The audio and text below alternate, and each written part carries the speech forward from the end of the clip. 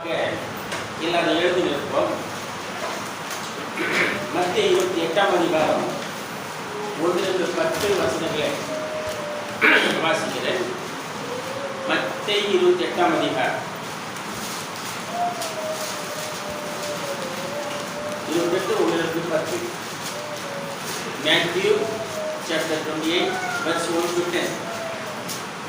ஓய்வு நாள் முடிந்து வாரத்தின் முதலாம் நாள் முடிந்து வருகையில் மகதலேனா மரியாளும் மற்ற மரியாளும் கல்லறையை பார்க்க வந்தார்கள். அப்பொழுது பூமி மிகவும் அதிர்வுபடி கர்த்தருடைய தூதன் வானத்திலிருந்து வந்து வாசலில் இருந்த கல்லை புரட்டி தள்ளி அதன் மேல் உட்கார்ந்தார். அவருடைய ரூபம் முன்னலை போலவும் அவருடைய வஸ்திரம் உடைந்த மழையை போல வெண்மையாக இருந்தது. காவலர்கள் அவளுக்கு பயந்ததினால் திடுக்கிட்டு செத்தவர் போனார்கள். தூதன் அந்த ஸ்திரீகளை நோக்கி, நீங்கள் பயப்படாதீர்கள், சிலுவையில் அறையப்பட்ட இயேசுவை தேடுகிறீர்கள் என்று அறிவேன். அவர் இங்கு இல்லை, தான் சொன்னபடியே உயிர்த்தெழுந்தார். கர்த்தரை வைத்து எடுத்து வந்து பாருங்கள்.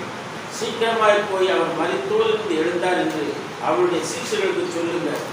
அவர் உங்களுக்கு முன்னே கலிலேயாவுக்கு போகிறார், அங்கே அவரை காண்பீர்கள். இதோ உங்களுக்கு சொன்னேன் என்றார். அவர்கள் பயத்தோடும் மகா சந்தோஷத்தோடும் கல்லறை விட்டு சீக்கிரமாய் புறப்படைய சீஷர்களுக்கு அறிவிக்க ஓடினார்கள். அவர்கள் அவருடைய சீஷர்கள் அறிவிக்கப் போகிற போது இயேசு தாமே அவர்களுக்கு எதிர்பட்டு வாழ்க என்றார். அவர்கள் கிட்ட வந்து அவர் பாதங்களை தழுவி அவரை பணிந்து கொண்டார்கள். அப்பொழுது இயேசு அவர்களை நோக்கி, பயப்படாதீர்கள், நீங்கள் போய் சகோதரர் கலிலேயாவுக்கு போகும் அவர்கள் சொல்லுங்கள், அங்கே அவர்கள் என்னை காண்பார்கள் என்றார். பார்க்கலாம்.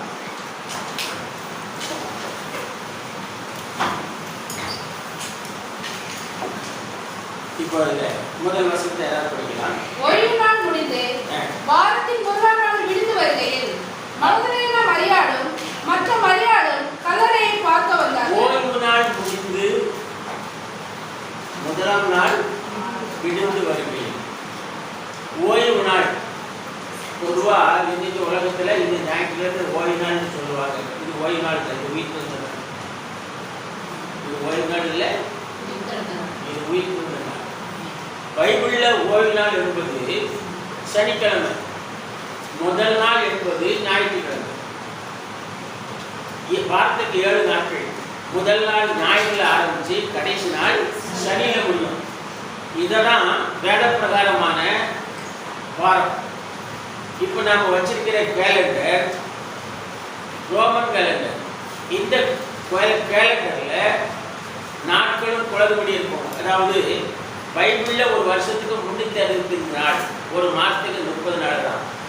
ஆனால் இப்போ இருக்கிற கேலண்டரில் ஒரு வருஷத்துக்கு 365 நாள், 5 நாள் கூட இருக்கும்.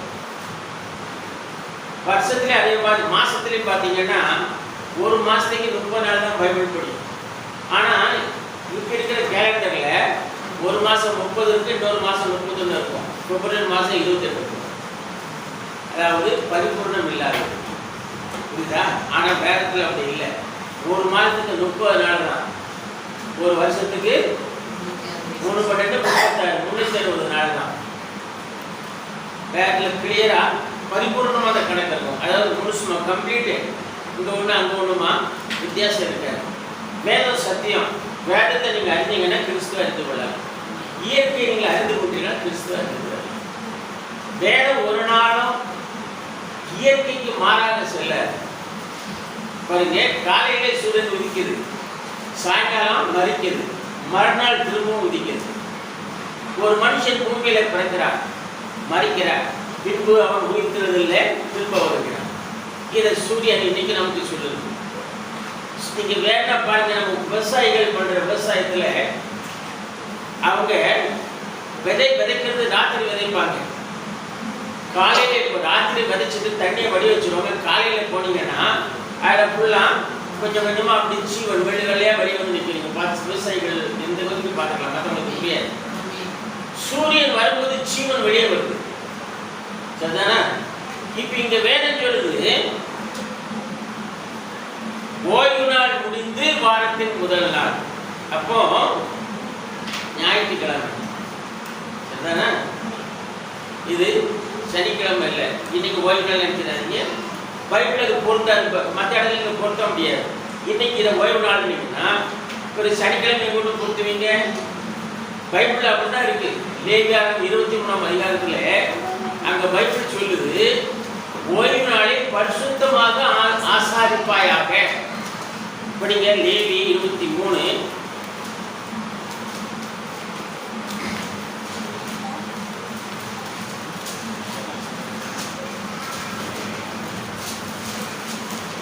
மூணாவது 6 நாளும் வேலை செய்ய வேண்டும்.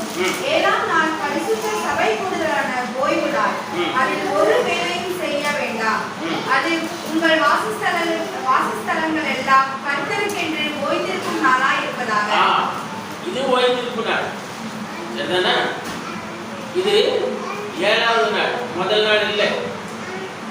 ஆக சனிக்கிழமை இப்போ யூதர்கள் இப்பவும் சனிக்கிழமை தான் என்ன செய்றாங்க, நம்ம தமிழ்நாட்டில் கூட ஒரு இந்தியாவிலே ஒரு சர்ச் இருக்கு. அந்த சர்ச்சுக்கு பேர் செவன்த் டே அட்வென்டிஸ்ட் அப்படிம்பாங்க. 7ஆம் நாளை ஆசரிப்பவர்கள். ஆகவே அவர் சனிக்கிழமை மீட்டிங் வைப்பாங்க, சண்டே வைக்க மாட்டாங்க. அவங்க பழைய ஏற்பாட்டை ஃபாலோ பண்ணுறாங்க. பாருங்க, நான் உங்களுக்கு சொல்லுவேன், ஏன் நாம இன்னைக்கு சண்டே ஆராதனை, ஏன் சண்டே வைக்கிறது இல்லை அப்படிங்கிறதுக்கு ஒரு காரணம் இருக்கு பைபிள்ல. சரி, இப்போ நம்ம கொஞ்சம் கொஞ்சமாக பார்க்கலாம். ஓய்வு நாள் முடிந்து வாரத்தின் முதல் நாள். இப்போ இந்த நாட்களை நீங்கள் பார்த்தீங்கன்னா எதை வச்சு நாட்களை கண்டுபிடிச்சாங்கன்னா, அந்த பைபிள் படி நீங்கள் ஆதியாகமம் முதல் அதிகாரத்தில் என்ன சொல்லுதுன்னா, இந்த நாட்களையும், அதாவது சூரியன் சந்திரனை எதற்காக உருவாக்கினார், நாட்களையும் வருஷங்களையும் மாதங்களையும் கணக்கெடுத்தான் உருவாக்கினார். அதனால தான் சூரியன், நட்சத்திரன், சந்திரன் இவைகளை தேவன் சிருஷ்டித்தார்.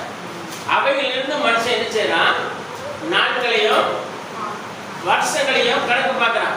நீங்கள் அப்படி பார்த்தீங்க அப்படின்னா அது ஆதியாகமத்தில் இருக்கு, பைபிள் இருக்கு. இப்போ இங்கே ஓய்வு நாள் என்பது பாருங்க, முதல் நாள் சண்டே. சண்டே என்றால் சன் என்றால் நம்ம தமிழ்ல இதுக்கு என்ன சொல்லுவோம், சண்டேக்கு ஞாயிறு இருக்கும். ஞாயிறு என்றால் சூரியன் என்று அர்த்தம். எங்கிட்ட ஆரம்பிக்கிறது, இப்போ சூரியனோட நீங்க இந்த சூரியன் எடுத்துக்காருங்க. இந்த சூரியனுக்கு பிரதிபலிப்பு இன்னொரு சூரியன், நீதியின் சூரியன் இயேசு கிறிஸ்து. பாருங்க, இயற்கையோட ஒத்து போகும். முதல் நாள் சூரியன், அதாவது சண்டே என்றால் நம்ம சண்டே இங்கிலீஷ்ல சொல்றோம், தமிழ்ல ஞாயிற்றுக்கிழமை. ஞாயிறு என்றால் சூரியன். மறுநாள் என்ன சொல்லுவோம், திங்கள்னு சொல்லுவோம். திங்கள் என்றால் சந்திரன். அதுக்கப்புறம் செவ்வாய் கிரகம், புதன் கிரகம். பாருங்க, இது எல்லாமே இந்த பூமிக்காக தேவனால் கொடுக்கப்பட்டது. மனிதன் அதை தான் விருப்பப்படி எப்படிதான் உபயோகப்படுத்திக் கொள்கிறான். ஆனால் வேதபூர்வமாக நீங்கள் அதை உபயோகப்படுத்துனீங்கன்னா எல்லாம் உங்களுக்கு சரியா மேட்ச் ஆகும்.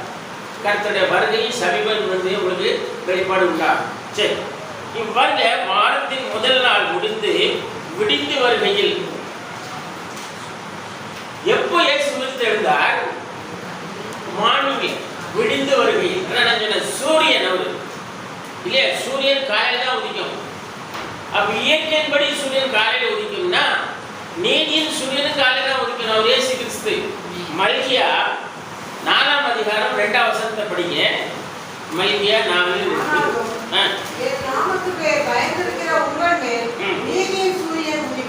பாருங்க.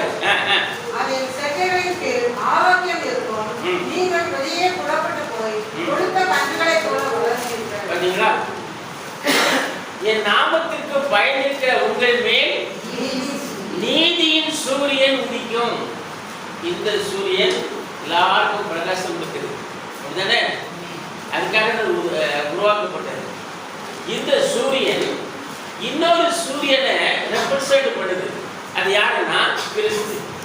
பாருங்க, என் நாமத்திற்கு பயந்திருக்கிற உங்கள் மேல் நீதியின் சூரியன் உதிக்கும். நீங்க என்ன செய்வீங்களா, கொடுத்த கன்றுகளை போல என்ன செய்வீங்க, வளர்வீர்கள். அதுக்கு அடுத்த வசனம் பார்த்தீங்கன்னா, அப்படி நீங்க இருக்கும்போது மற்ற அக்கிரமக்காரர்களாக உங்கள் கால்களுக்கு சாம்பலா இருப்பாங்க என்று வேதவாசம். ஆகவே இது இந்த நீதியின் சூரியன் உங்களுக்குள்ள வரணும், கிறிஸ்து உங்களில் பிரகாசிக்கணும். நீங்க யோவான் ஸ்நானகன் சொல்லும் போது அதைத்தான் சொன்னான். எல்லா மனுஷர்களிடையும், அதாவது இருதயத்தை ஒளி, மெய்யான ஒளி, அதாவது மனுஷனுடைய இருதயத்தில் வந்து அதை பிரகாசிப்பிக்க செய்கிற மெய்யான ஒளி அந்த ஒளி. கொடுத்தா இவர் தான் அந்த ஒளி அப்படின்னு சொல்லி இல்லையா. ஒளியும் அக்னியும் ஒண்ணுதான். ஒளி என்பது பாருங்க வெளிச்சம் கொடுக்கு, ஆனா அதுக்குள்ள அக்னி ஓடிக்கிட்டு இருக்கு. அதுல ஏதாவது ஷாக் ஆச்சுன்னா அக்னி எது நீங்க பார்க்க முடியும். ஆகவே இந்த ஒளி என்பது அக்னியின் இன்னொரு வடிவு. அதே நேரம் இதுக்கு ஒரு டூப்ளிகேட்டும் இருக்கு. உலகத்திலையும் அக்னியை கொண்டு இருக்காங்க. இந்த அக்னியை நம்ம கும்பிடுறது இல்லை. நம்முடைய தேவன் பட்சிக்கிற நம்முடைய தேவன் அக்னியா இருக்கிறார். சீனாய் மலையில இறங்கின போது என்னாச்சு? மலை முழுவதும் அக்னியும் புகைக்காடுமாக இருந்தது. சரிதானே? இங்க எரியாவி நாட்களில் அக்னி இறங்கி வலியை பட்சித்து போட்டது. 2வது நாட்கள்ல அக்னி அவர் கூட இருந்தது. பாருங்க, அக்னிஸ்தம்பம்னா அந்த அவருடைய ஊழியத்தையே அவருக்கு டைரக்ஷன் கொடுத்ததுலாம் அதே அக்னிஸ்தம்பம். இந்த அக்னிஸ்தம்பம் தான் கிறிஸ்து தேவனுடைய தூதன் பைபிள் சொல்லு. பாருங்க, இப்போ விடிந்து வருகையில் இன்னொரு வருஷம் நீங்க படிக்கணும். அதாவது நம்ம 2 பேதுரு 1:19 படிக்க பார்ப்போம். 2 பேதுரு 1:19. அதிக உறுதியான தீர்க்கதரிசன வசனம் நமக்கு உண்டு. பாருங்க, அதிக உறுதியான தீர்க்கதரிசன வசனம் நமக்கு உண்டு. பொழுது விடிந்து விடிவெள்ளி உங்கள் இருதயங்களில் உதிக்கும் அளவும், பொழுது விடிந்து விடிவெள்ளி உங்கள் இருதயத்தில் உதிக்கும் அளவும், இருளுள்ள ஸ்தலத்தில் பிரகாசிக்கிற விளக்கை போன்ற வசனத்தை கவனித்து இருப்பது நலமாய். இப்ப நமக்கு வசனம் கொடுக்கப்பட்டிருக்கு, செய்தி கொடுக்கப்பட்டிருக்கு. சரிதானா? எது வரைக்கும் இந்த செய்தியை நம்ம கவனமா கைக்கொள்ளணுமா? விடிவெள்ளி உங்களுடைய இருதயத்துல பிரகாசிக்கும் வரைக்கும். சரியா? அப்ப விடிவெள்ளி கிறிஸ்து. இப்ப இதை நீங்க தமிழ்ல விடிவெள்ளின்னு இருக்கும், இங்கிலீஷ்ல படிக்காத வசனத்தை. We have also a more sure word of prophecy, whereunto ye do well ye take heed, as unto a light that shineth in a dark place, until the day dawn and the day star arise in your heart. Day star. It is not a morning star. Day star. Day star என்னது? சூரியன். இது நமக்கு தெரியும், பள்ளிக்கூடத்துல படிக்க பிள்ளைங்க தெரிஞ்சிருக்கும். Day star னா சூரியன். பாருங்க, சூரியன் நமக்குள்ள உதிக்கணும். அதைத்தாங்க வேலை சொல்லுது.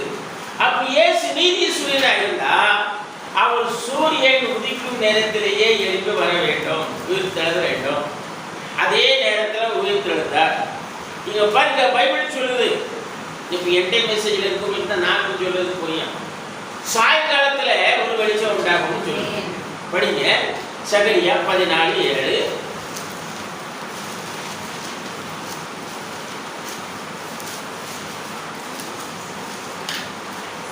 ஒரு நாள் உண்டு, அது கர்த்தருக்கு தெரிந்தது. அது பகலும் அல்ல இரவும் அல்ல, ஆனாலும் சாயங்காலத்திலே வெளிச்சம் உண்டாகும். பாருங்க, ஒரு நாள் உண்டு, அது கர்த்தருக்கு தெரிந்தது. அது பகலும் அல்ல இரவும் அல்ல, அப்படிதானே?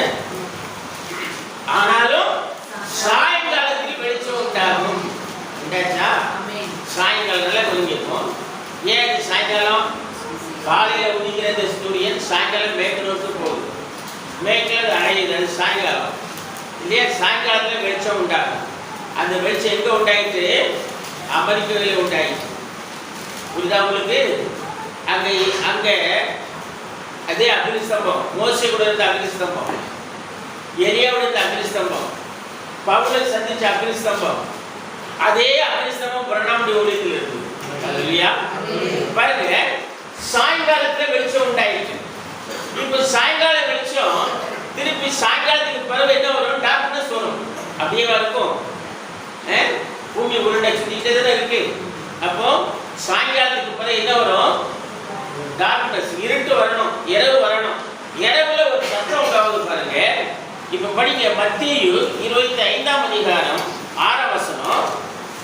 மத்தேயு, இதோ மணவாளன் வருகிறார், அவருக்கு எதிர்கொண்டு போக புறப்படுங்கள் என்கிற சத்தம் உண்டாயிற்று. பாத்தீங்களா? இது எப்போ உண்டாயிற்று? நடு ராத்திரியிலே. நடு ராத்திரியில ஒரு சத்தம் வருது. There is a voice. அத பைபிள்ல midnight cry போட்டிருக்கும். கிரைனா கூப்பிடுதல் அர்த்தம். இயேசு சிலுவையில் இருக்கும்போது மகா சத்தமாய் கூப்பிட்டு ஜீவனை விட்டார். அப்படிதானே? அப்படிதானே பைபிள் இருக்கு. மத்தேயு 27:50 நினைக்கிறேன், படிங்க. இயேசு மறுபடியும் மகா சத்தமாய் கூப்பிட்டு ஆகிவிட்டார். இயேசு மகா சத்தமாய் கூப்பிட்டு ஆகிவிட்டார். இப்ப அதை இங்கிலீஷ்ல படிங்க. Jesus, when he had cried again with a loud voice, yielded up the ghost. He cried with a loud voice and yielded the ghost. அப்போ cried with a loud voice னா அவர் மகா சத்தமாய் கூப்பிட்டார். அதான் இங்கிலீஷ்ல எழுதிருக்கு. இப்ப இதே மாதிரி இங்க மத்தேயு 25ஆம் அதிகாரத்திலேயும் என்ன வருது? ஒரு கிரை வருது. அந்த கிரை ஏற்கனவே நிறைவேறிருக்கு. இப்போ நம்ம என்ன செய்யணும்? மணவாட்டி எடுத்துக்கொள்ளப்படுதலுக்கு ஆயத்தமாக வேண்டும். அதற்கு ஒரு செய்தி வந்துட்டு அதுக்குள்ள எல்லா அறிகுறிகளும் இருக்கு. இந்த உலகமானது இரண்டாவது எதிர்பார்த்துக்கிட்டு இருக்கு. அங்க எதை எதிர்பார்த்துட்டு இருக்காங்க? இரண்டாவது வருகையிலே இயேசு வருவார், ஒலிவ மலையில இறங்குவார், மலை ரெண்டாக பிளக்குவோம் அப்படின்னு பிரசங்கம் பண்றாங்க. அதுக்கு நமக்கு சம்பந்தம், அது யூதனுக்குரியது. தேவன் ஒரு நாளும் யூதனோடும் புறஜாதி மனவாட்டியோடு ஈடுபடுவதில்லை. புறஜாதி மனவாட்டியை தனிநபராக சந்திக்கிறார், யூதர்களை ஒரு தேசமாக சந்திக்கிறார். இதை மறந்துடாதீங்க. ஆக அங்க இரண்டாவது வருகை அப்படின்னு சொல்றது அவங்களுக்கு அது அங்க மலையில வந்து இறங்குறாரு, சரிதான். ஆனா நமக்கு அது இல்லை. நமக்கு இப்போ நாம எடுத்துக்கொள்ளப்படுதல போப்போம் பாருங்க. அங்க அவர் மலையில வந்து இறங்கும் போது அவர் எப்படி வருவாரு? ராஜாதி ராஜாவா வருவார். இப்ப நமக்கு மணவாளனா வருவார். பைபிள் சொல்லுது, ஆட்டுக்குட்டியான கல்யாணம் வந்தது, அவருடைய மனைவி தன்னைத்தானே ஆயத்தம். அது இல்லையா? இன்னைக்கு நம்ம அந்த காட்சியில் தான் இருக்கிறோம். இப்ப இயேசு உயிர்த்தெழுந்தார், அப்படிதானே? இது 2000 வருஷம் ஆச்சு. நம்ம சொல்லிக்கிட்டே இருக்க உயிர்த்தெழுந்தார். இயேசு உயிர்த்தெழுந்தால உங்களுக்கு என்ன நன்மை? அவரு வந்தாரு, 33 வருஷம் ஊழியம் செய்தாரு. அவர் ஊழியத்தை முடித்து விட்டு மரித்து அடக்கம் பண்ணப்பட்டு 3ஆம் நாள் உயிரோடு எழுந்து 40 நாள் அளவும் சுற்றி திரிந்தார். பைபிள் இருக்கு. 40 நாள் அளவும் அவர் பூமியிலே சுற்றி திரிந்தார். எப்படி சுற்றி திரிந்தார்? தான் உயிரோடு இருப்பதை என்ன செய்தாரு? நிரூபித்து காண்பித்தார். பைபிள்ல வந்து திருஷ்டாந்தப்படுத்தினார் இருக்கு. அவர் தன்னை திருஷ்டாந்தப்படுத்தினார். தான் உயிர்த்தெழுந்து விட்டேன் என்பதை திருஷ்டாந்தப்படுத்தத்தக்கதாக 40 நாட்களாக அவர் என்ன செய்தாரு? சீஷர்களோடும் மற்றவர்களோடும் அங்க என்ன செய்தாரு? ஒரு முறை 500 பேருக்கு கூட தரிசனமான பைபிள் இருக்கு. பேதுருக்கு தரிசனமானார் உயிர்த்தெழுந்த பின்பு. பாருங்க, ஞானஸ்தான கட்டளை கூட உயிர்த்தெழுந்த பின்பு தான் வருது, முதல்ல வரல. உயிர்த்தெழுந்த பின்பு தான் ஞானஸ்தான கட்டளையை கொடுக்குற. பாருங்க, இப்ப அதுல இருந்து 50 நாளுக்கு கணக்கு பிடிக்கணும். ஏன்னா அவர் உயிர்த்தெழுந்தார். இயேசுதான் உயிர்த்தெழுந்ததுல முதல் பலன். படிக்க 1 கொரிந்தியர் 15.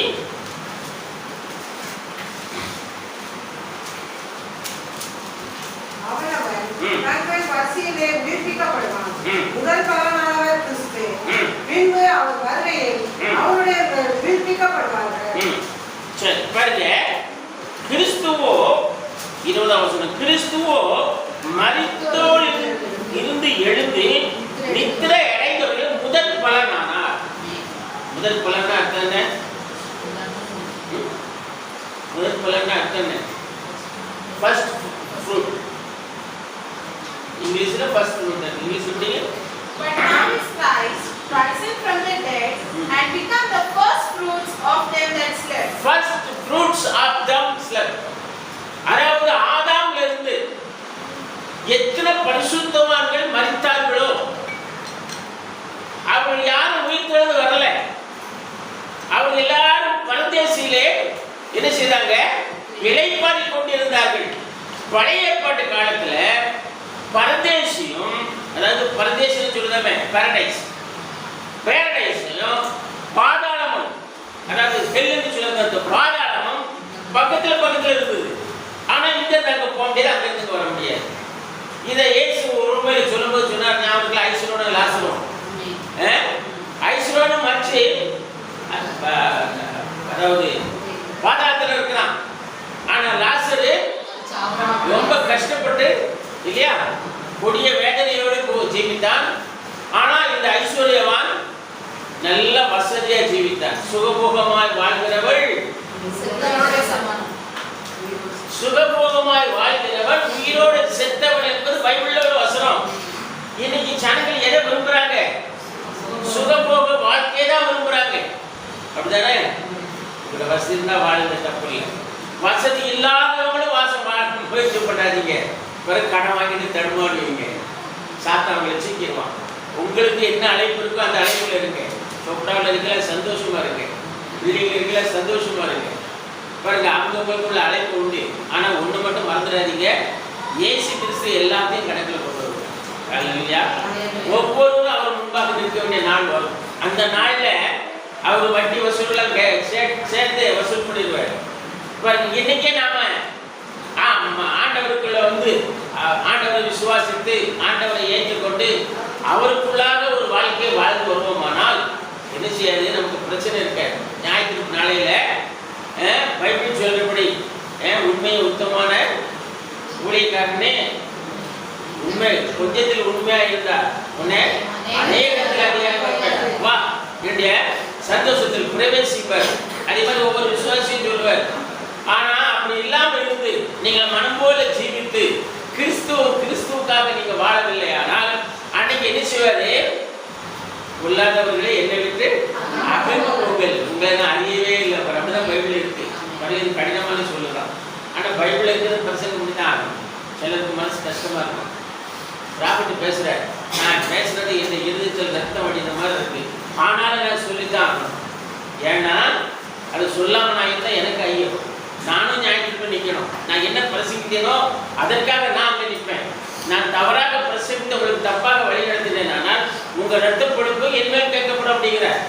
பாருங்க, ஆக இயேசுதான் அந்த முதல் பலன். இப்போ முதல் பலனாக யார்? முதல் பலனாக இயேசு கிறிஸ்து. பாதாளம் நீங்க எடுத்துக்கோங்க. இயேசு கிறிஸ்து வருவரை எல்லாரும் என்ன செய்றாங்க? பரதேசில் இருந்தாங்க. இவங்க யாரும் வெளியே வர முடியாது. ஏன் வர முடியாதுன்னா, பாவத்தை நிவர்த்தி செய்வதற்கு இரத்தம் தேவை. இரத்தம் இல்லாமல் பாவ மன்னிப்பு உண்டாகாது.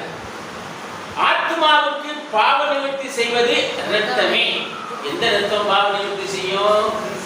ஆடு, மாடு, வெள்ளாடு, கோழி, இந்த இரத்தங்கள்லாம் செய்யாது இல்லையா? பாவம் செய்த மனிதன். அப்படியானால் பாவம் செய்த மனிதனுக்கு இன்னொரு மனித ரத்தம் சிந்த வேண்டும்.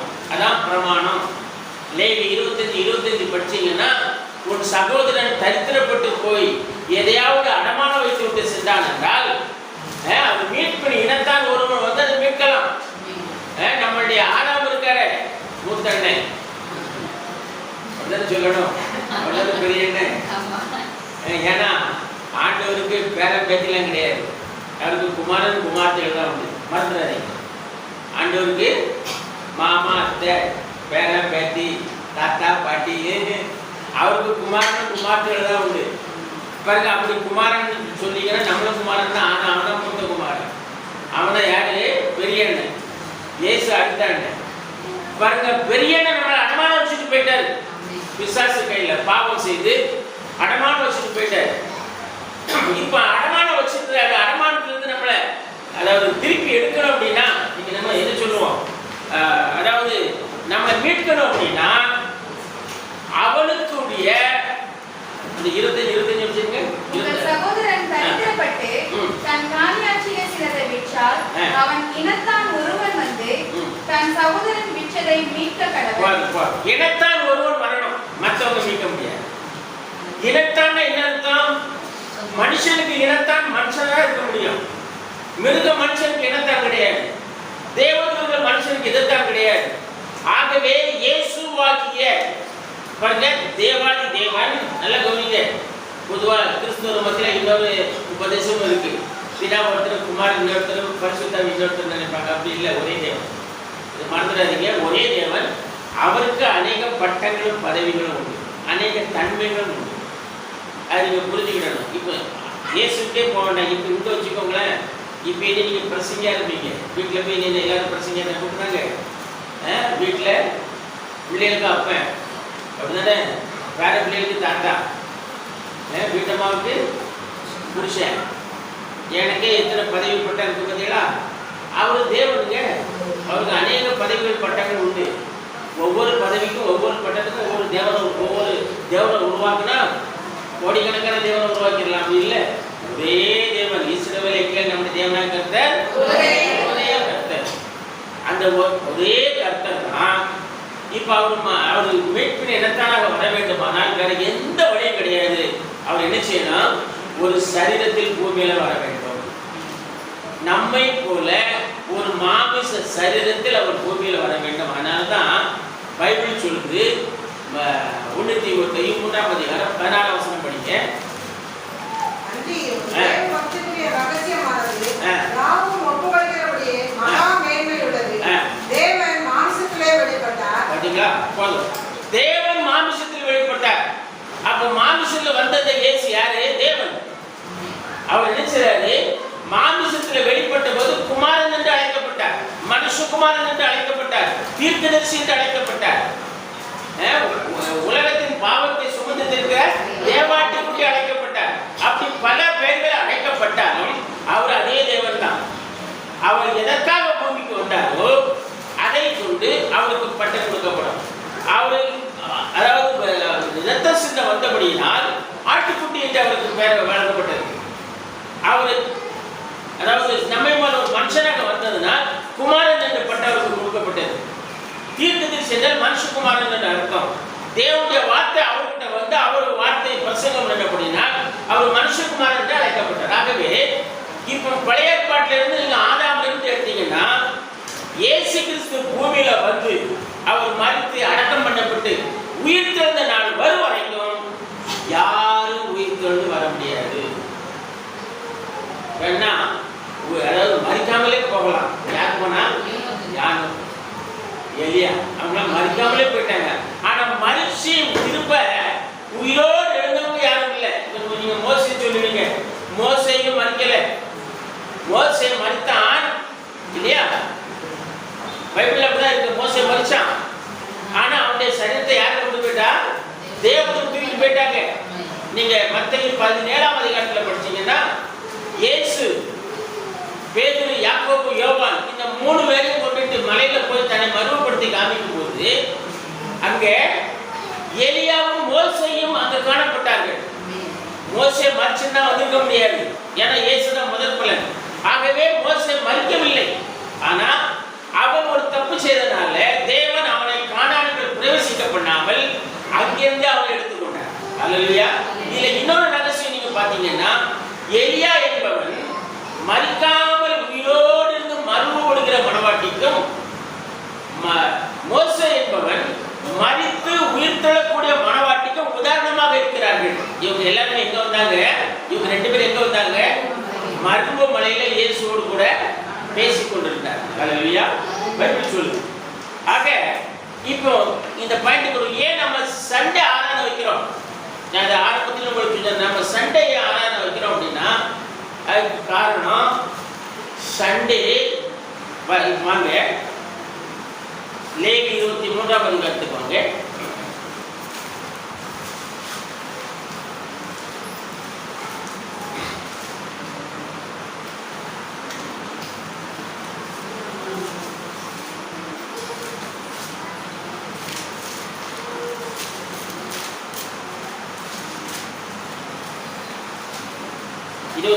அதிகாரம் 10 வசனம் படிக்கும். நீ இஸ்ரவேல் புத்திரரோடே சொல்ல வேண்டியது என்னவென்றால், நான் உங்களுக்கு கொடுக்கும் தேசத்தில் நீங்கள் போய் சேர்ந்து அதன் வெள்ளாண்மையை அறுக்கும்போது உங்கள் அறுப்பின் முதல் பலனாகிய ஒரு கதிர்கட்டை ஆசாரியனிடத்தில் கொண்டு வர கடவீர்கள். உங்களுக்காக அது அங்கீகரிக்கப்படும்படி ஆசாரியன் அந்த கதிர்கட்டை ஓய்வு நாளுக்கு மறுநாளில் கர்த்தருடைய சந்நிதியில் அசைவாட்ட வேண்டும். பாருங்க, இப்ப பைபிள் என்ன சொல்லுது? நீங்க தேசத்துல போய் சேர்ந்து வெள்ளாண்மை அறுக்கும் பொழுது அதுல இருக்கிற முதல் கதிர்கட்டை, கதிர்கட்டை பெரிய கட்டுன்னு சொல்லாதீங்க. தமிழ் இருக்க பைபிள்ல கட்டுன்னு இருக்கு. ஒரு குத்து கயிறு, அதாவது நெல் பயிர், நெல் பயிரும் கோதுமை பயிரும் வெள்ளாண்மை அறுக்கும் போது முதல்ல இருக்கிற ஒரு குத்து பயிரை கொண்டு வந்து என்ன செய்யணும், ஆசாரியனை கொடுத்து அதை அசைவாட்டும் படியாக தேவ சமூகத்தில் அசைவாட்டப்பட வேண்டும். கவனிங்க, இந்த பயிர் என்பது அந்த பயிரை மட்டும் குறிக்காது, நீங்களும் நானும் தேவனுடைய பயிர்கள் தான். பாருங்க, ஆதாம்ல இருந்து இன்னைக்கு வரைக்கும் உலகத்துல தேவன் பயிரிட்டு கொண்டு இருக்கிறார். பாருங்க, ஆதாம்ல இருந்து எத்தனை பரிசுத்தங்களை மறித்தார்களோ இவங்க ஏன் வெளியே வர முடியாது. ஏன் வர முடியாதுன்னா ரத்தம் சிந்தப்படலை. அப்போ நம்ம முதல்ல கொரிந்தியர்ல படிச்சோம், முதல் பலன் யாரு? இயேசு கிறிஸ்து. அப்ப இந்த முதல் பலனாகிய கதிர்கட்டு யாரு? இயேசு கிறிஸ்து. அப்ப இந்த முதல் பலனாகிய கதிர்கட்டு தேவ சமூகத்தில் அசைவாட்டப்பட வேண்டும். சரிதானா? எப்ப அசைவாட்டப்படணும் பாருங்க, இப்ப அதுல 15ல இருந்து படிங்க. நீங்கள் அசைவாட்டும் கதிர்கட்டை கொண்டு வரும் ஓய்வு நாளுக்கு மறுநாள் முதல் கொண்டு எண்ண துவங்கி 7 வாரங்கள் நிறைவேறின பின்பு 7ஆம் நாள் ஓய்வு நாளுக்கும் மறுநாளாகிய 50ஆம் நாள் மட்டும் எண்ணி கர்த்தருக்கு புதிய போதன பலியை செலுத்த கடவீர்கள்.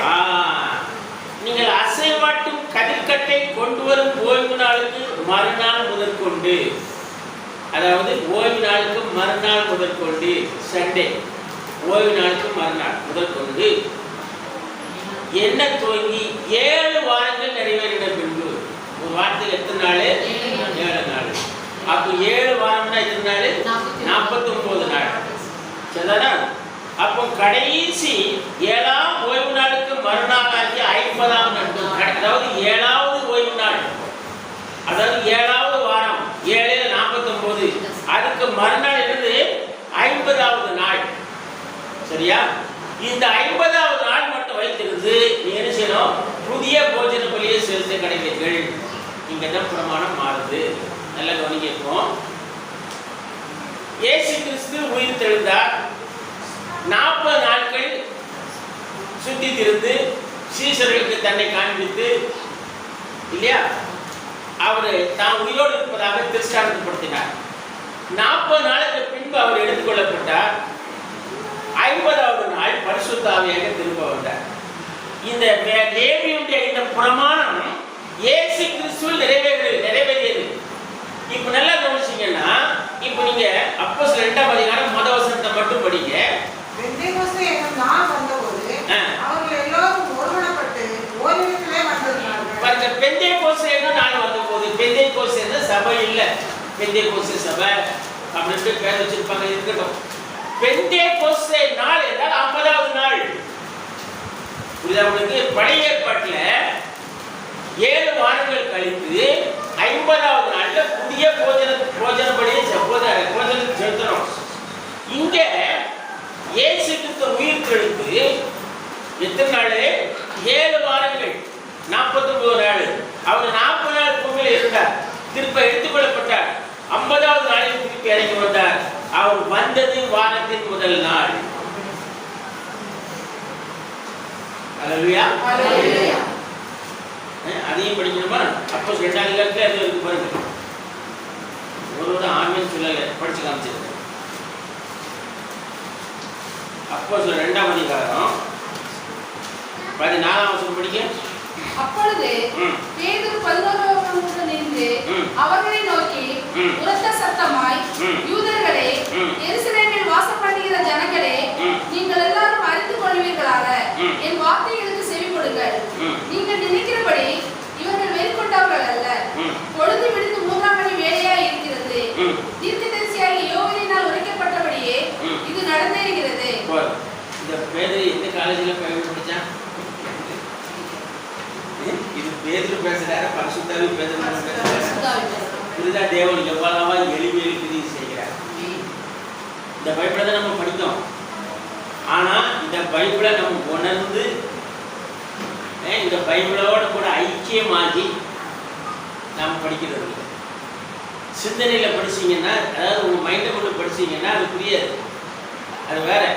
ஆனா உங்களுடைய ஆவி முழுசுமா அந்த வேத வசனத்தோடு ஒன்றி போகுமானால் பரிசுத்தாவி உங்களுக்கு எழுச்சியில் ஈடுபடும். பாருங்க, பேதுரு உரத்த சத்தமா நின்று பேசலாம். என்ன பேசுறான்? இது நீங்க நினைக்கிற மாதிரி இவங்கெல்லாம் வெறி கொண்டவங்க இல்லை. பொழுது விழுந்து 3ஆம் மணினா அந்த காலத்துல 3ஆம் மணி, இன்னைக்கு 9 மணி. புரியுதா? அப்போ காலையிலே 9 மணிக்கு பரிசுத்த ஆவி எருசலேமை மேல் வீட்டு இறங்கினது 50வது நாள். ஆகவே அது ஞாயிற்றுக்கிழமை. நாம் ஞாயிற்றுக்கிழமை கொண்டாடுறோம். இது உயிர்த்தெழுந்த நாள், ஓய்வு நாள். ஆனால் சொல்றவங்க இது ஓய்வு நாள் தான் பிரச்சனை பண்ணாங்க. பண்ணவும் பண்ணட்டும், நமக்கு பிரச்சனை இல்லை. ஆனால் இது ஓய்வு நாள் இல்லை, இது உயிர்த்தெழுந்த நாள். பாருங்க, இப்போ இயேசு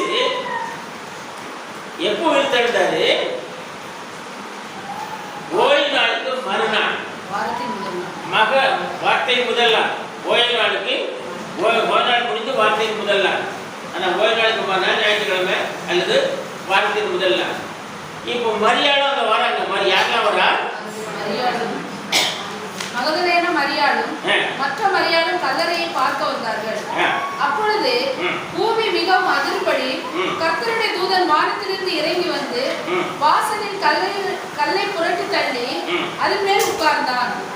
அவனுடைய ரூபம் மின்னலை போலவும் அவனுடைய வஸ்திரம் உறைந்த மழையை போலவும் மென்மையாகவும் இருந்தது. காவலாளர் அவனுக்கு பயந்ததினால் திடுக்கிட்டு செத்தவர்கள் போல ஆனார்கள். இந்த 3 வசனத்துல 2 இல்ல 2ஆம் வசனம் 3ஆம் வசனம் 4ஆம் வசனம் படிச்சோம் இல்லையா? இந்த தூதன் யாரு? ஏதாவது உங்களுக்கு கிளிக் ஆகுதா? கப்ரியேல், மிகாவேல், ரஃபியேல், அவங்கெல்லாம் வந்ததுனால இதை நீங்க இங்கிலீஷ்ல படிச்சுன்னா புரியும். அது இங்கிலீஷ்ல படிங்க. அந்த 3ஆம் வசனத்தை 2ஆம் வசனம். And behold, there was a great earthquake. There was a great earthquake. Earthquake என்னது? ஒரு பூகம்பம் உண்டாயிற்று. ஆனா தமிழ்ல எப்படி இருக்கு? பூமி அதிர்ந்து. அதுக்கு அர்த்தமே இல்லாத மாதிரி படிக்கும். அப்படிதானே? ஏன்னா earthquake எல்லாருக்கும் புரியும். பூமி அதிர்ந்ததுன்னா அதுக்கு அர்த்தம் இல்லை. அதை மீனிங்லெஸ் மாதிரி விட்டுறோம். ஆனா இங்கிலீஷ்ல இருக்கு there was a great earthquake. ஒரு பெரிய பூகம்பம் உண்டாயிற்று. பூமி எரிச்சது. ஹalleluya. என்னனே? ஒரு தேவதூதன் வந்தா பூமி எர்த்குவேக் உண்டாகுமா? ஒரு தூதை இறங்கி வந்தா எர்த்குவேக் உண்டாகுமா? உண்டாகும். அப்ப இது யாரு? இது சாதாரண தூதன் இல்லை. இது யாரு? கிறிஸ்து. மனசுல வச்சுங்க. இயேசு கிறிஸ்து. இயேசுவுக்கும் கிறிஸ்துக்கு என்ன வித்தியாசம்? இயேசுவுக்கும் கிறிஸ்துக்கு என்ன வித்தியாசம்? சிலுவையில இயேசு அடைக்கப்பட்டாரா? கிறிஸ்து அடைக்கப்பட்டாரா? கிறிஸ்து அடிக்க முடியுமா? முடியாது. கிறிஸ்து என்னன்னு ஜீவிக்கிறவர். இயேசு அப்படி இல்லை. இயேசுக்கு பிறந்தாலும் உண்டு, இறந்த நாளும் உண்டு.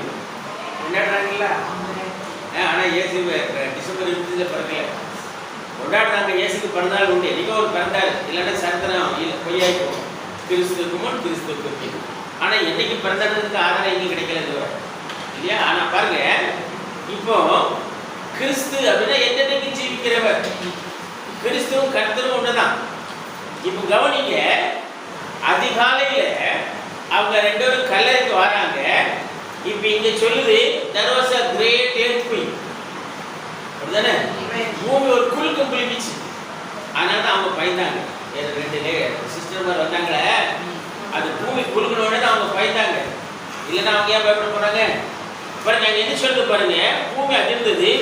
கர்த்தருடைய தூதன் வானத்திலிருந்து இறங்கி வந்து வாசல்ல கல்லை புரட்டி தள்ளி அதன் மேல் உட்கார்ந்தான். அவருடைய ரூபம் மின்னலை போலவும், அவருடைய ரூபம் எப்படி இருக்கு?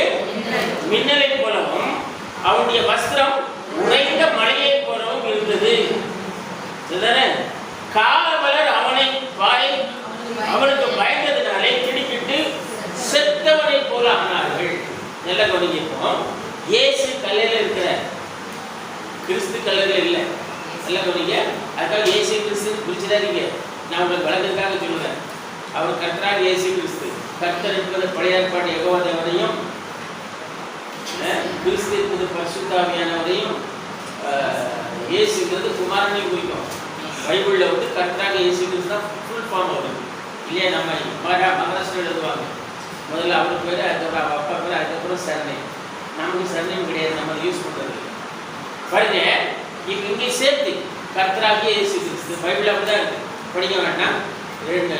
லூக்கா 2:11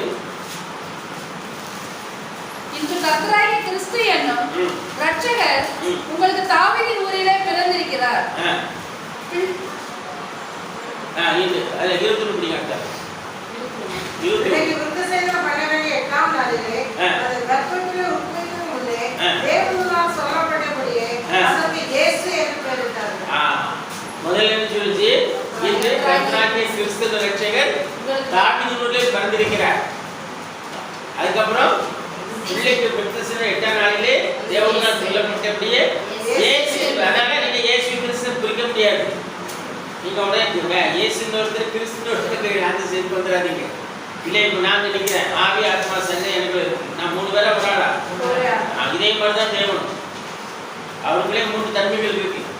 இது அவருக்கு சரி பாருங்க. இப்போ இங்க பைபிள் சொல்லுது அவர் ரூபம் மின்னலை போலவும் அவருடைய வஸ்திரம் உறைந்த மலையை போலவும் இருந்தது. இயேசு மருவமலைக்கு போகும்போது இல்லையா, அங்க என்ன செய்ய தண்ணியே மருவப்படுத்தி காமிச்சாரா? அப்ப ஒரு வஸ்திரம் எப்படி இருந்தது? வஸ்திரம் சேம் திங்.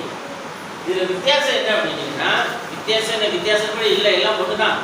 பாருங்க, இயேசு சரீரம், அந்த சரீரத்தை தான் சிலுவையில் அடிச்சாங்க. கிறிஸ்துவ இயேசுக்குள்ள இருந்த அக்னி சம்பந்தம் கிறிஸ்து. இயேசு ஞானசானம் பெற்று கரையேற்ற உடனே வானம் திறக்கப்பட்டது. பரிசுத்த ஆவியானவர் பிராவை போல இறங்கி தம்மேல் வருகிறதை கண்டாரா? வந்தது யாரு? அவர் தான் யெகோவா, அவர் தான் அக்னி ஸ்தம்பம், அவர் தான் கிறிஸ்து, அவர் தான் பரிசுத்த ஆவி. பல பேர் இருக்கு, அவருக்கு பல பட்டைகள் இருக்கு. இப்ப அவர் இயேசுல தான் இருந்தாரு. அதனாலதான் இயேசு சொன்னாரு, என்னை அனுப்பினவர் என்னோட கூட இருக்கிறார். மெய்யாகவே மெய்யாகவே நான் உங்களுக்கு சொல்கிறேன், பிதாவானவர் குமாரனுக்கு எதை காண்பிக்கிறாரோ அதை அந்தபடியே செய்கிறார். அப்போ இந்த சரீரம், அதாவது இயேசுங்கிற சரீரத்தை மரியாதை கர்ப்பத்தில் சிருஷ்டித்த அதே தேவன் என்ன செய்றார்? இப்போ அந்த சரீரம் ஞானஸ்நானம் பெற்று கரையேறின உடனே அவருக்குள்ள அவர் வந்திருக்காரு. இப்போ இயேசு தனியா இல்லை, பிதாவும் இயேசுக்குள்ள தான் இருக்காரு. பைபிள்ல ஒரு வசனம், ஒரு இடத்துல சீஷர்கள் இயேசு கிட்ட கேட்டாங்க. நான் நினைக்கிறேன் யோவான் 14:8 படிங்க. பிலிப்பு அவரை நோக்கி, ஆண்டவரே, பிதாவை எங்களுக்கு காண்பியும், அது எங்களுக்கு போதும் என்றார். பாருங்க, இவ்வளவு நாளும் ஒரு கூட தான் அலையலாம். இந்த பிலிப்பு இவ்வளவு நாள் இயேசு கூட தான் சுத்தி ஊழியம் பண்ணிட்டு இருக்கிறாங்க. ஆனா அவன் என்ன கேட்கிறான்? ஆண்டவரே, பிதாவை காமியும், அது எங்களுக்கு போதும். அதற்கு இயேசு, பிலிப்புவே, இவ்வளவு காலம் நான் உங்களுடனே கூட இருந்தும் நீ என்னை அறியவில்லையா? பாத்தீங்களா? இவ்வளவு காலம் நான் உங்களோட கூட இருந்தும் என்னை அறியவில்லையா? என்னை கண்டவன் பிதாவை கண்டான். அப்படி இருக்க பிதாவை எங்களுக்கு காண்பியும் என்று நீ எப்படி சொல்லுகிறாய்? என்னை கண்டவன் பிதாவை கண்டான், அப்படி இருக்க என்னை பிதாவை காண்பை என்று எப்படி சொல்கிறாய்? நான் பிதாவிலும் பிதா என்னிலும் இருக்கிறதை நீ விசுவாசிக்கிறதில்லையா? புரியுதா? பிதா என்னிலும் நான் பிதாவிலும் இருக்கிறதை நீ விசுவாசிக்கிறது இல்லையா? நான் உங்களுடனே சொல்லுகிற வசனங்களை என் சுயமாய் சொல்லவில்லை, என்னிடத்தில் வாசமாய் இருக்கிற பிதாவானவரே இந்த கிரியைகளை செய்து வருகிறார். பாத்தீங்களா? பிதாவானவரே இந்த கிரியை செய்து வருகிறார். அப்ப பிதா எங்க இருக்கிறாரு?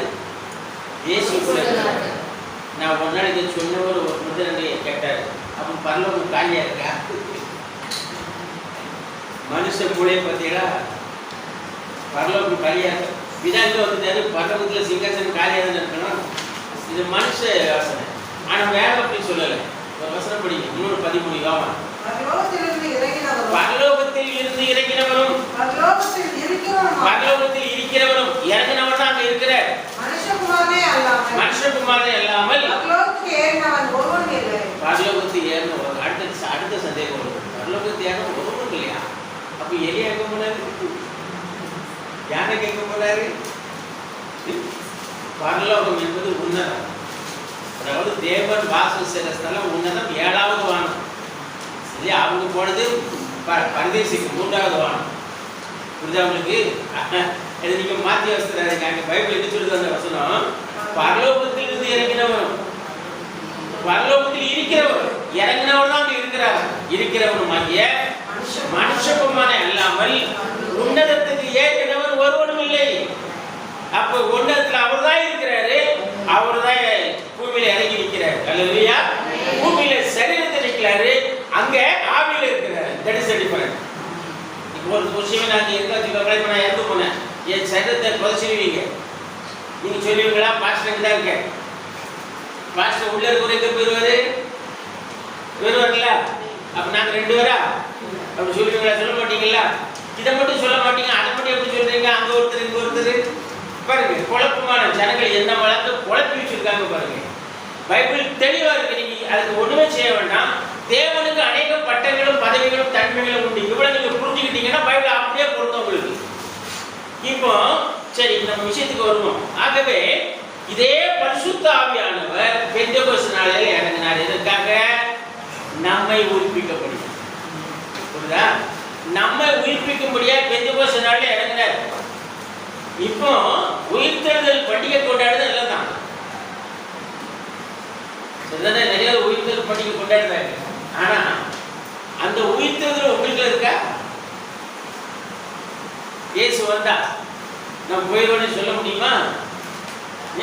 பாவம் மன்னிப்பு நிச்சயம் உண்டா?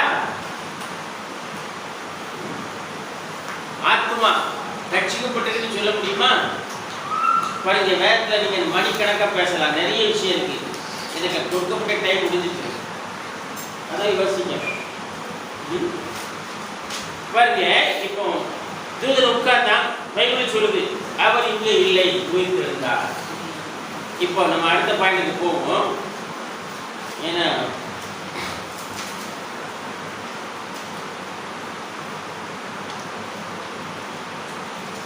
இப்போ இந்த ஏஞ்சல்ஸ்னு சொன்னமே, இதுல 3 ஏஞ்சல்ஸ் சம்பந்தப்படுறாங்க.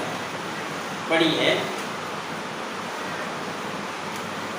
லூக்கா 24:4-5 படிங்க.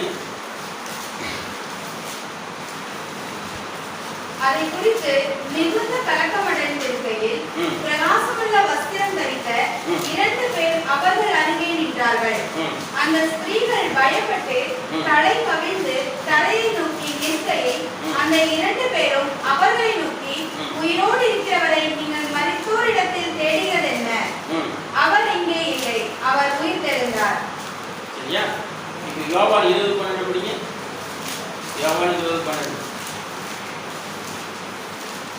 இயேசுவின் சரீரம் வைக்கப்பட்டிருந்த இடத்திலே வெள்ளுடை தரித்தவர்களாய் 2 தூதர்கள் தலைமாட்டில் ஒருவரும் கால்மாட்டில் ஒருவருமாக உட்கார்ந்து இருக்கிறதை கண்டார்.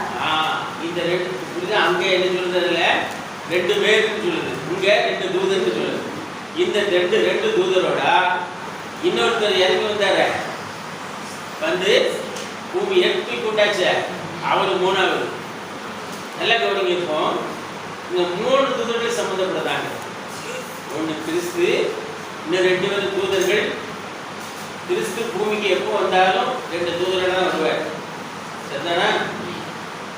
ஆதியாகமம் 18 அதிகாரத்தில் வந்தாங்கல்ல, வந்து சாப்பிட்டார். யார் வீட்டில்? ஆபிரகாம் வீட்டில். கூட 2 தூதர் வந்தாங்களா? இப்போ மோசேலையும் வருவாங்க, அங்க மிகாவேலும் காபிலும் வருவாங்க. பாருங்க, நீங்க எங்க பார்த்தாலும் இயேசு தனிமையாக வாழதில்லை. இயேசு பூமியில் இருக்கும்போது தேவதூதர்களுக்கு படிப்பை சேர்க்கல பைபிள் வசனம் இருக்கு. சரி, இப்போ அடுத்த விஷயத்துக்கு போவோம். இப்போ வாங்க, ரோமர் 8ஆம் அதிகாரம்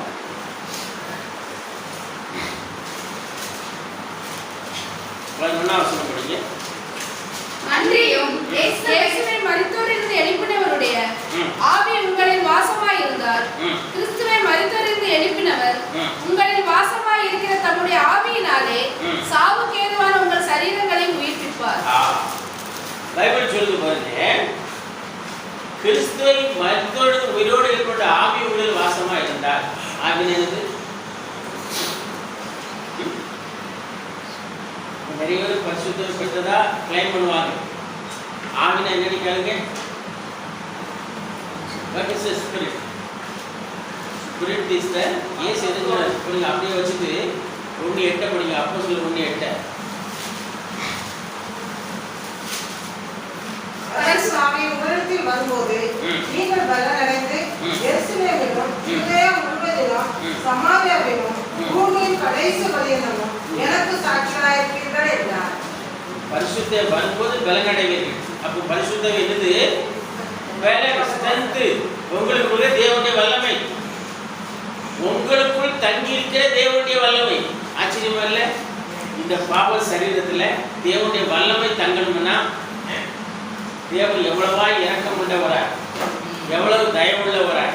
யோசித்து பாருங்க. இந்த பூமியில் அதிகம் வந்தார்.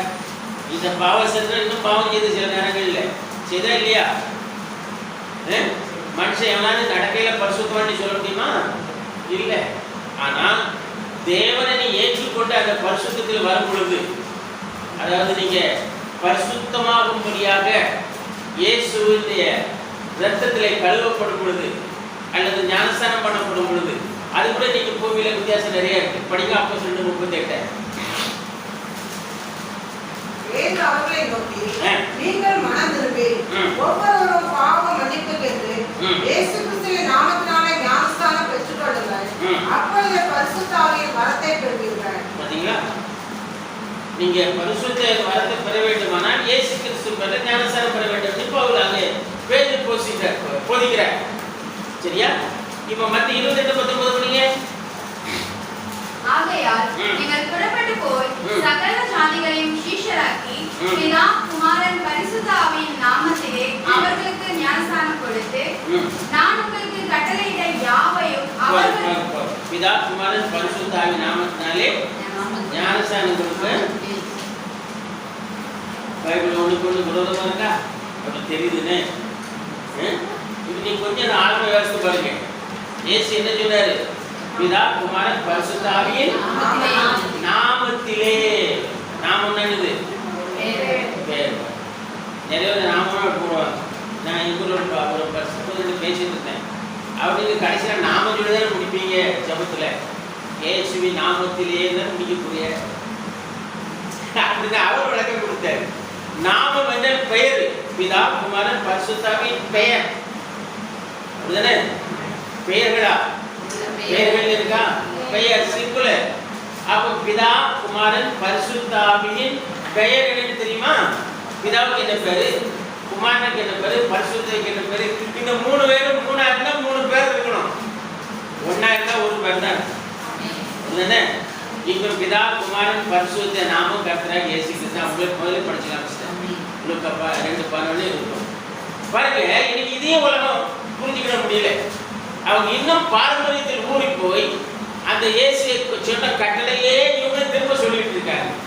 அது எத்தனை திருப்பி? இதா 3 முக்கிய யாருக்கெல்லாம் ஒரு தேவனுங்கிற ஞானமே உங்களுக்கு இல்லை வச்சுக்கோங்க. ஒரு தேவனுக்கு ஒரு ஞானம் வந்துட்டுன்னா அந்த ஒரு தேவன் யாரு? அவர் கிறிஸ்து. அவர் தான் இயேசு கிறிஸ்து. இதுதான் இப்ப பாருங்க.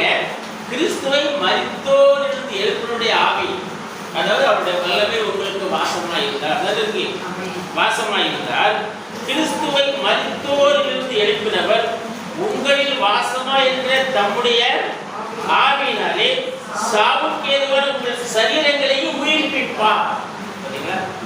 நீங்க மரித்தாலும் உயிர்ப்பிக்கப்படுவீர்கள். மரியாமல் இருந்தால் நீங்க என்ன செய்யப்படுவீங்க? நொடி பொழுதில் மாற்றப்படுவீர்கள். இந்த சரீரம், அதாவது மாமிசம் ரத்தமும் தேவனுடைய ராஜ்யத்தில் பிரவேசிக்காது.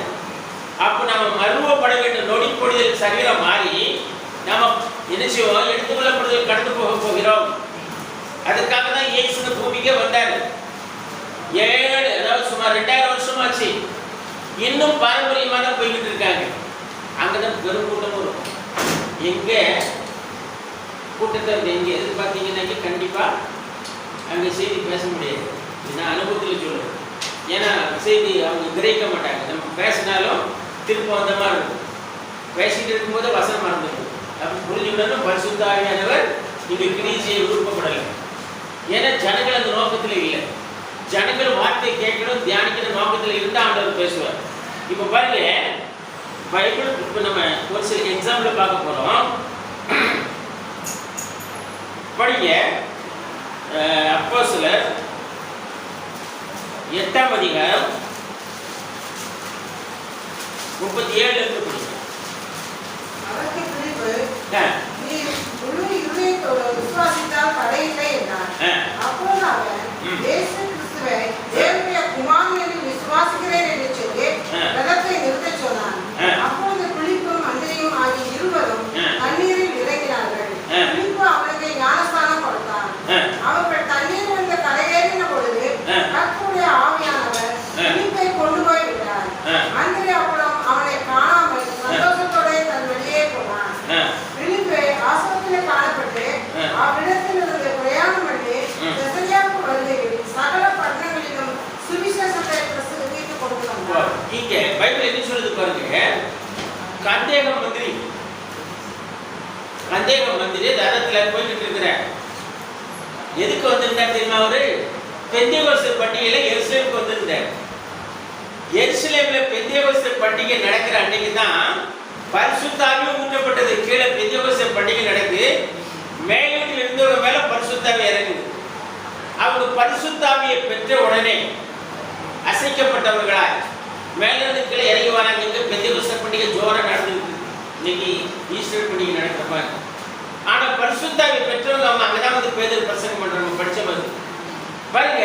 இப்போ இந்த பண்டிகைக்கு வந்துட்டு திருப்பி போய்கிட்டு இருக்கிற அப்போ பரிசுத்த ஆவியானவர் பிலிப்பு கிட்ட சொல்ற, நீ போய் அந்த ரதத்தோட சேர்ந்து போய். இவன் போறான் ரதத்துல அவர் ஏசாயா 53 அதிகாரத்தை படிச்சுக்கிட்டு இருக்கிறார். நல்ல கவனிக்கும். ஆண்டவர் எப்படி டீல் பண்றாரு? மனுஷனோட மனுஷனை மொத்தமா டீல் பண்றதுல அவர் தனி நபராக டீல் பண்ணுகிறார். அவன் ஏசாயா 53 அதிகாரத்தை படிச்சுக்கிட்டு இருக்கான். மயக்கத்திற்கு முன்பாக கொண்டு போகப்பட்ட ஆட்டை போல பேசாதிருந்தா இதை அவன் படிச்சுக்கிட்டு இருக்கான். அப்போ இவன் பிலிப்பு போய் கேட்கிற, நீர் படிக்கிறீரே, இந்த அர்த்தம் உங்களுக்கு புரியுதா? அப்ப அவரு சொல்றாரு, ஒருவர் எனக்கு பிரசங்கிக்கிறார்கள், எனக்கு எப்படி புரியும்? இன்னைக்கு அப்படிதான் பிரசங்கிப்பார். வாட்ஸ்அ பிரசங்கி பதிலாக ஏதாவது ஒரு 20 நிமிஷம் பிரசங்கம் பண்றாங்க. நீங்க சர்ச்சுக்கு போனீங்கன்னா மணிக்கணக்காக பாட்டுரும், ஆடல் பாடல். அதான் அவங்க எழுப்புதல் நினைக்காங்க. இல்லவே இல்லை. எழுப்புதல் உங்க உள்ள வரணும். எழுப்புதல் வெளியே இல்லை. சரீர உணர்ச்சி எழுப்புதல் இல்லை. எழுப்புதல் உங்களை ஆத்மாவில் உருவாகணும். வார்த்தையின் மேல தாகம் வரணும். வார்த்தை உங்களுக்கு வெளிப்படும் போது உங்களுக்கு உள்ள ஒரு பெரிய எழுப்புதல் உண்டாகும். பாருங்க, சீசர்கள் அப்படிதான் எழுப்புதல் உண்டாயிருந்தது. பரிசுத்தாவே உள்ளத்துல பிரவேசிக்கணும், மேல இல்லை. பாருங்க, இங்க பைபிள் சொல்லுது. இப்போ பிலிப்பு அங்க பேசுறான். இயேசு கிறிஸ்துவை குறித்து அங்க ஞானஸ்நானத்தை குறித்து பேசிட்டு வரும்போது அங்க பக்கத்துல ஒரு தண்ணீருடைய இடம் இருக்கு. அப்ப அந்த மந்திரி கேட்கிற, நான் ஞானஸ்நானம் எடுப்பதற்கு ஏதாவது தடை உண்டா? பிலிப்பு சொல்றாரு, நீ முழு இருதயத்தோடு விசுவாசித்தால் தடை இல்லை. எப்பேற்பட்ட பாவியே இருந்தாலும் சரி, நீ முழு இருதயத்தோடு அவரை விசுவாசித்து உன்னை ஒப்பு கொடுத்தா என்ன இல்லை, தடை இல்லை. அரைவரை விசுவாசம் அவருக்கு வேண்டாம், அரைவரை இருதயம் அவருக்கு வேண்டாம், முழு இருதயத்தோடும். அவன் உடனே நிறுத்த சொல்லுதான். 2 பேரும் தண்ணியில் இறங்கி ஞானஸ்தானம் கொடுக்காங்க. ஞானஸ்தானம் கொடுத்து வெளியே வந்த உடனே பிலிப்புவை பரிசுத்த ஆவியோட தூக்கிட்டே போயிட்டாரு. அதை படிச்சீங்களா? திரும்ப அந்த வசனத்தை படிக்க, அந்த வசனத்தை மட்டும். தண்ணீருக்கு கரையேறின பொழுது கர்த்தருடைய ஆவியானவர் பிலிப்பை கொண்டு போய் விட்டார். எங்க கொண்டு போயிட்டாரு? ஆசோத்துக்கு கொண்டு போயிட்டாரு. அவன் ட்ரெயின்ல போல, பஸ்ல போல, ஏசி கார்ல போல, பரிசுத்த ஆவியை அப்படியே தூக்கிட்டு போறார். ரிசரக்ஷன் பவர், உயிர்ப்பிக்கும் வல்லமை. அல்லேலூயா. ஏது அந்த உயிர்ப்பிக்கும் வல்லமை பெற்றிருந்தார். இன்னைக்கு நம்மளுடைய சட்டம் தான் எங்க நான் பொதுவாக பேசுறேன். நான் உங்களே சொல்ல, பொதுவாக கிறிஸ்தவர்கள் மத்தியில் சத்தம் நிறைய இருக்கு, கட்டடங்கள் நிறைய இருக்கு, பணம் நிறைய இருக்கு, ஊழியம் நிறைய இருக்கு. ஆனா பவர் காணும். ஏன் பவர் இல்லை? காரணம் உயிர்ப்பிக்க வல்லமை பெறல. உயிர்ப்பிக்கும் வல்லமை உங்களுக்கு வந்தாலே ஒழிய கிறிஸ்துவின் ஆவி இல்லாதவர் கிறிஸ்துவன் அல்ல. அப்போ கிறிஸ்துவின் ஆவி வந்து உங்களை உயிர்ப்பித்தால் என்ன ஆகும்? அந்த வல்லமை உங்களுக்குள்ள கிரியை செய்யும். அந்த வல்லமை உங்களுக்கு கிரியை செய்யும் பொழுது மாத்திரமே பைபிள் எக்கச்சக்கமான ஆனது. அப்ப இன்னைக்கும் இது கண்டிப்பா பூமியில நடக்கணும்.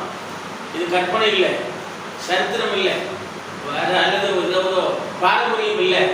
It must be, you must experience it in your body.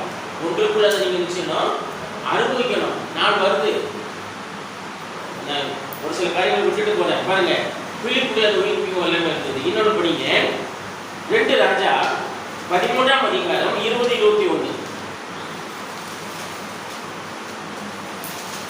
2 ராஜா 13ஆம் அதிகாரம் 20-21. எலிசா மரணமடைந்தான். அவனை அடக்கம் பண்ணினார்கள். மறு வருஷத்திலே மோவாபியரின் தண்டுகள் தேசத்திலே வந்தது. அப்பொழுது அவர்கள் ஒரு மனுஷனை அடக்கம் பண்ண போகையில் அந்த தண்டை கண்டு அந்த மனுஷனை எலிசாவின் கல்லறையிலே போட்டார்கள்.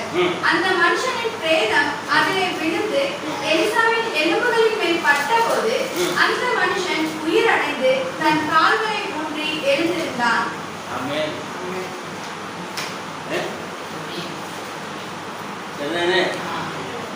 எலிஷா தீர்க்கதரிசி அப்படிதானே?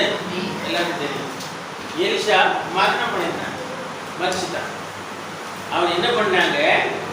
அடக்கம் பண்ணிட்டாங்க. அந்த காலத்தில் அடக்கம் பண்ணது மண்ணில் வைக்க மாட்டாங்க, புகையில வச்சுருவாங்க. இப்போ மண்ணை தோண்டி உள்ள வச்சு முடியிருக்காங்க. ஆனால் அந்த காலத்தில் அப்படி இல்லை. என்ன செய்வாங்க? என்ன பண்ணுவாங்க? ஒரு புகையில வச்சு கல்லை வச்சிருவாங்க. ஏசு அப்படிதான் வச்சிருந்தாங்க.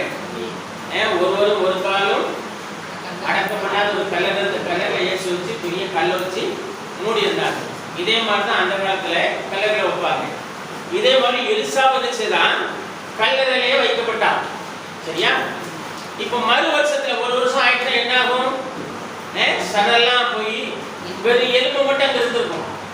மறு வருஷம் இன்னொரு மனுஷன் இறந்து போனான். அவனை தூக்கிட்டு போறாங்க அடக்கம் பண்ணதுக்கு. அவனை கொண்டு போய் என்ன செய்வாங்க? அவன் கலருக்கு தான் அடக்கம் பண்ணுவாங்க. அந்த காலத்துல ஃபேமிலி கலர் போடுறவங்க. அப்படி போயிட்டு இருக்கும்போது எடுத்து பார்க்காம எடுத்து ராணுவம் வருது, ஒரு பெரிய ராணுவம். இந்த ராணுவம் மோவாபிய தண்டுனா ராணுவம்னு அர்த்தம். மோவாபிய தண்டுங்கிறது வருது, மோவாப் தானே. இதை பார்த்த உடனே தூக்கிட்டு போனவங்க, அடக்கம் பண்ண கொண்டு போனவங்க பயந்து சுத்தி முத்தி பார்த்தாங்க. அங்க ஒரு கல்லறை தெரிஞ்சு தூக்கி போட்டாங்க. அங்க யார் படுத்திருக்கா? எலிசாவுடைய எலும்பு படுத்திருக்கு. இந்த கல்லறை, இந்த எலிசாவுடைய எலும்பு மேல அந்த மனுஷன் பட்ட உடனே உயிர் எழுதிட்டாங்க. எலும்புல பவர் தங்கி இருக்கு. அவன் தீர்க்கதரிசி உயிர்ப்பிக்கும் வல்லமை. இப்ப நம்ம அடக்கம் பண்ணி எத்தனை வருஷம் ஆனாலும் சொல்லலாம். நீ உயிர்ப்பிக்கும் வல்லமை பெற்றிருந்து அடக்கம் பண்ணி 50 வருஷம் ஆனாலும் 100 வருஷம் ஆனாலும் 500 வருஷம் ஆனாலும் இயேசு வரும் பொழுது அது எழுதி வைக்கணும். ஏன்னா உயிர்ப்பிக்கும் வல்லமை இருக்கு. அல்லேலூயா. அதே மாதிரி எப்படி உயிர்ப்பிக்கும் வல்லமை உங்களுடைய எலும்புகள் இருக்கோ அதே மாதிரி நீ செய்த பாவம் போட்டியும் அதை யோபு சொல்றாரு. படிங்க, யோபுல வசனம் இருக்கு பாருங்க. யோபு 20:13 படிங்க. அவன் எலும்புகள் அவனுடைய பால வயதின் பாவங்களினால் நிறைந்தது. அவன் எலும்புகள் அவனுடைய பால வயதின் பாவங்களினால் நிறைந்திருந்து அவனோடு கூட மண்ணிலே படுத்துக்கொள்ளும். பார்த்தீங்களா? அப்போ அந்த பாவம் கழுவப்படவில்லை ஆனால், அந்த பாவம் சுத்திகரிக்கப்படவில்லை ஆனால், இயேசு இரத்தம் அதை சுத்திகரித்து அதில் உயிர்ப்பிக்கும் வல்லமை வராத வரைக்கும் அந்த எலும்புகளிலே பாவம் கூடவே படுத்துக் கொண்டிருக்கும். நடந்துட்டு தான் போனோம். அது எப்போ தெரியுமா? ஞாயிற்றுக்கு ஏது எல்லாத்தையும் கூப்பிடுறோம்ல வெள்ளை சிங்காசனத்துக்கு. அப்போ வரும். அப்போ நீ பாவி என்று நிரூபிக்கப்பட்டு அக்னி கடலில் தள்ளி விடுவார். ஆனா இன்னைக்கே நீ கிறிஸ்துவுல உங்கள் பாவக்கிரியைகளை விட்டு விட்டாயானால் என்ன ஆகும்? உன் எலும்புகளை உயிர்ப்பிக்கும் வல்லமை தங்கியிருக்கும். ஆச்சரியமா இல்லை? ஆனா இது கடமா இருக்கு உங்களுக்கு கேட்கறது. இப்போ நமக்குள்ள அந்த உயிர்ப்பிக்கும் வல்லமை வந்து நம்ம எடுத்துக்கொள்ளப்படுறதுல கோபம் பாருங்க, அன்னைக்கு அது தெரியும். நல்லா கவனிங்க, ஆண்டவர் எப்பவுமே எளிமையில் கிரியை செய்கிறார். அது சாதாரணமாக இப்போ எலியாவை எடுத்துக்கோங்களேன், காடுள்ள மனுஷன் பயன்படுத்துது அப்படிதானே. அவன் பெரிய பங்களா வச்சிருந்தா, நான் ஊழியக்காரன், அடுத்த ஸ்பெஷல் ட்ரெஸ் இதெல்லாம் வச்சிருந்தானா? அப்படிலாம் ஒன்றும் இல்லை. பைபிளில் என்ன வசனம் சொல்லுது? யாக்கோபுல தான் நினைக்கிறேன். எலியா என்பவன் நம்மை போல பாடுள்ள மனுஷனா இருந்தும் மழை பெய்யாதபடிக்கு கருத்தாய் ஜெபம் பண்ணினான். அப்பொழுது 3 வருஷமும் 6 மாதமும் பூமி மேல் மழை பெய்யவில்லை. மறுபடியும் ஜெபம் பண்ணினான். அப்பொழுது வானம் மழையை பொழிந்தது, பூமி தன் பலனை தந்தது. அவன் சாதாரண மனுஷன். யானுக்கு எடுத்துக்கோங்க, சாதாரண மனுஷன். ஆனா இன்னைக்கு நம்ம அப்படியே இருக்கோம். ஆசாரியர்கள், அதாவது இயேசு சிலுவையில் அடிச்சாங்களே, அந்த ஆசாரியர்கள் பார்த்தீங்கன்னா அவங்க ரொம்ப டாமிகமாக இருப்பாங்க. அவங்களுக்கு பங்களாவே உண்டு. யாருக்கு? அண்ணா காய்பாவுக்கு பங்களாவே இருந்தது. ராஜாவுக்கு ஒரு பங்களா இருந்தது. அப்படி பைபிள் இருக்கு, படிச்சு பாருங்க. அண்ணன் அவங்க அரண்மனை பைபிள் இருக்கு. ஆனா தீர்க்கதரிசிகள் எவருமே சாதாரணமா இருந்தாங்க. நீங்க பவுல் எடுத்துக்கோங்க, பவுல் பெரிய டாபிகமாக இருந்தா இல்லை, சாதாரண மனுஷன். அவன் ஒரு காலத்துல பெரிய பணக்காரருக்கு மகனா பிறந்தவன். அவருடைய தகப்பன் இவன் பெரிய வேத பண்டிதன் ஆகணும் என்று சொல்லி கமாலியல் பாரப்படியிலே படிக்க வச்சார். இவன் எல்லாத்தையும் கற்று தேர்ந்தான். ஆனா என்னாச்சு தெரியுமா? ஒரு நாள் உயிர்ப்பிக்க வல்லமையவன் கண்டான். எங்க அப்படிங்கன்னா அப்போஸ்தலர் 7ஆம் அதிகாரம் 54 இருந்து படிங்க. இவைகளை அவர்கள் கேட்ட பொழுது மூர்க்கமடைந்து அவனை பார்த்து பல்லை கடித்தார்கள். அவன் பரிசுத்த ஆவியினாலே நிறைந்தவனாய் வானத்தை அண்ணாந்து பார்த்து தேவனுடைய மகிமையையும் தேவனுடைய வலது பரிசுத்தத்தில் இயேசுவானவர் நிற்கிறதையும் கண்டு அதோ வானங்கள் திறந்திருக்கிறதையும் மனுஷகுமாரன் தேவனுடைய வலது பரிசுத்தத்தில் நிற்கிறதையும் காண்கிறேன் என்றான். அப்பொழுது அவர்கள் உரத்த சத்தமாய் கூக்குரலிட்டு தங்கள் காதுகளை அடைத்துக் கொண்டு ஒருமனப்பட்டு அவன் மேல் பாய்ந்து அவனை நகரத்துக்கு புறம்பே தள்ளி அவனை கல்லெறிந்தார்கள். சாட்சிக்காரர் தங்கள் வஸ்திரங்களை கழற்றி சவுல் எனப்பட்ட ஒரு வாலிபனுடைய பாதத்தின் அருகே வைத்தார்கள். அப்பொழுது கர்த்தராகிய இயேசுவே, என் ஆவியை ஏற்றிக் கொள்ளும் என்று ஸ்தேவான் தொழுது கொள்ளுகையில் அவனை கல்லெறிந்தார்கள். பாருங்க,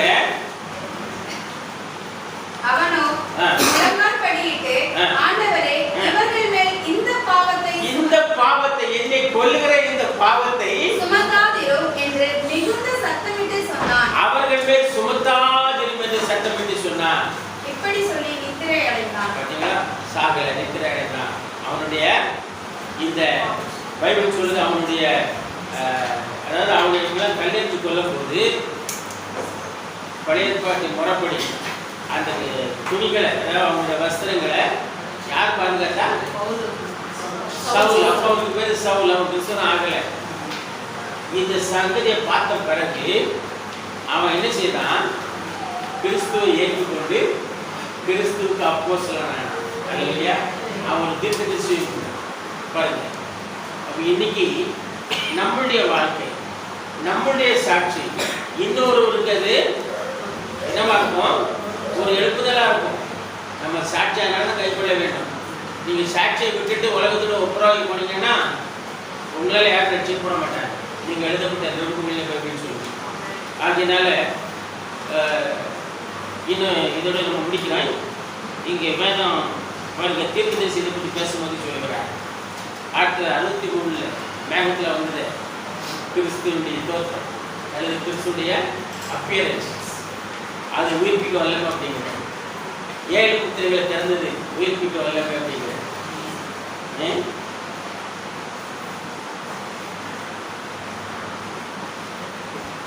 அப்படி நீங்க பார்த்தீங்கன்னா ஆதியாகமத்திலிருந்து தொடர்ந்து நீங்க இந்த உயிர்ப்பிக்க வல்லமை பெற்ற இன்னைக்கு இந்த உயிர்ப்பிக்க வல்லமை நான் பெற்றிருக்கிறார் பைபிள் சொல்லுது.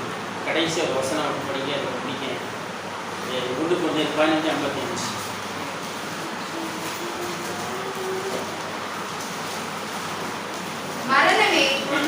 எங்கே? பாதாளமே இதோ ஜெயம் எங்கே? இதோ ஒரு ரகசியத்தை உங்களுக்கு அறிவிக்கிறேன். நாம் 55 தான் முடிஞ்சு படிக்கிறேன். மரணமே உன் கூர் எங்கே? மரணமே உன் கூர் எங்கே? பாதாளமே உன் ஜெயம் எங்கே? மரணத்தின் கூர் பாவம், பாவத்தின் பலன் நியாயப்பிரமாணம். பாத்தீங்களா? நீங்க என்ன கேட்கலாம்? மரணமே உன் கூர் எங்கே? கூர்னது தெரியும். ஆனாலும் எப்படி படிக்கும்? நானும் இப்படிதான் படிச்சுட்டு கூறா நிறைய பேர் பேச கேட்டு கூர் இல்லாத பேசுறாங்க. அந்த கூரா எதுவும் இல்லை. இங்கிலீஷ்ல படிங்க. Oh death, where is thy sting? Sting என்ன? கொடுக்கு. கொடுக்கானுக்கு கொடுக்குறதுல அப்போ பிசாசு பாவம்ங்கிற கொடுக்கை கொண்டு உங்களை கொட்டுக்கிறான். நீ இன்னும் பாவம் செய்வாயனால அந்த கொடுக்கு உன் மேல கொட்டிக்கிட்டே இருக்கு. சரிதானே? அவன் இயேசுவையும் கொட்டினான். தீர்க்கதரிசி சொல்றாரு, தேடிச்சுக்கு கொடுக்கு இருக்குமா? இந்த கொடுக்கு கொட்ட உடனே தேடிச்சுட்டு அந்த கொடுக்கு சட்டத்துல உட்காந்துக்கிறோம்.